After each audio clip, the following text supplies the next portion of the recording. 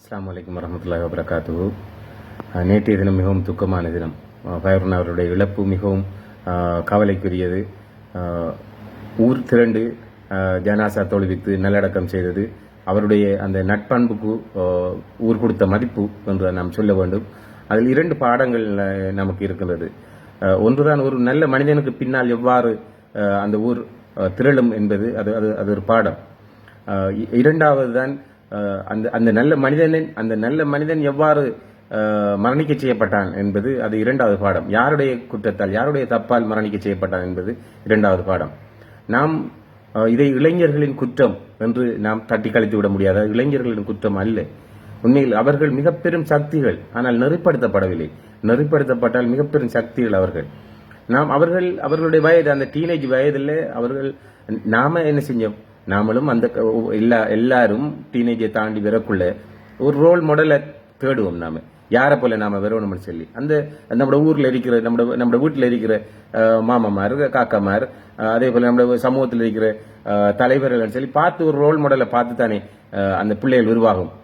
ஆனா இப்ப நாம ரோல் மாடலா இருக்கமாங்கிற கேள்வியை நாம தான் கேட்கணும். நம்ம நம்ம சமூகத்துக்கிட்ட நாம தான் கேட்கணும். நாம என்ன ரோல் மாடலை அந்த பிள்ளைகளுக்கு கற்றுக் கொடுக்கும்? அந்த பிள்ளைகள் எதை பார்த்து வளருதுன்னு சொல்லி யோசிச்சு பாருங்க. அப்போ உள்ளத்துல கையை வச்சு கேட்டு பாருங்க. ஒரு சாதாரணமாக நமக்கென்ன என்று போற ஒரு சமூகமா தான் நாம இருக்கோம். அப்ப நமக்கென்ன போற ஒரு சமூகத்துல நம்ம பிள்ளைகளும் பார்த்து வளருது.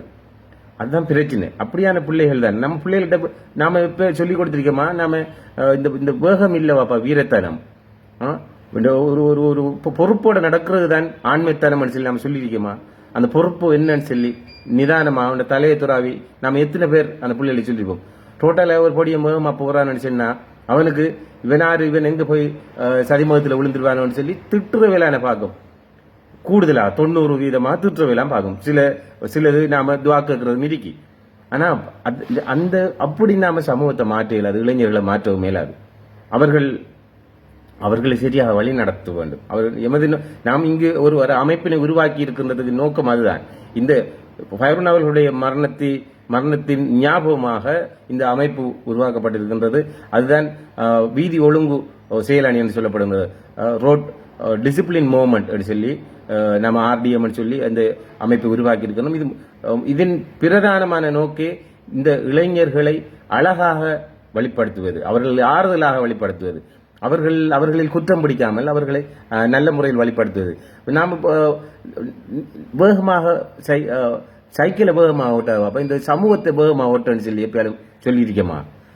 இந்த சமூகத்தை வேகமாக நீ முன்னேற்று, இந்த சைக்கிளை வேகமாக ஓட்டாதன்னு சொல்லி சொல்லிக் கொடுக்கணும் நாம. ஆகவே முடியுமான அளவுக்கு யாரும் இதில் நேற்றைய தினம் ஒரு மீடியாவுக்கு நானும் அந்த வெள்ளக்கொடி கட்டி கொண்டிருக்கும் போது மீடியாவுக்கு பேசியிருந்தேன். அது மிகவும் பரவலாக அனைவரும் பார்த்திருந்தார்கள்.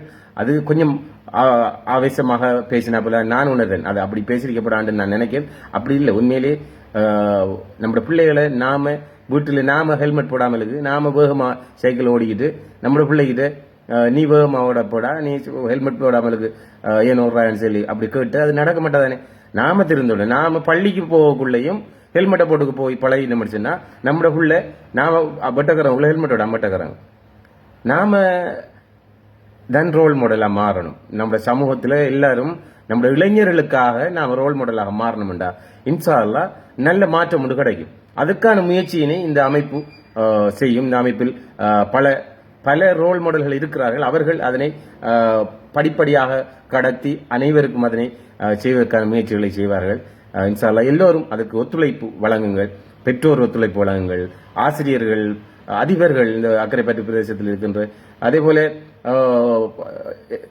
பாடசாலை அபிவிருத்தி சங்கங்கள், பள்ளிவாசல்கள், சமூக அமைப்புகள் என்று எல்லோரும் முடியுமான ஒத்துழைப்பை வழங்குங்கள். நாங்கள் எங்களால் முடிந்த வழிகாட்டல்களை நீங்களும் ஏற்று உங்களுடைய ஆலோசனைகளையும் எங்களுக்கு வழங்கி இதனை நாம் சிறப்பாக செய்வோம்.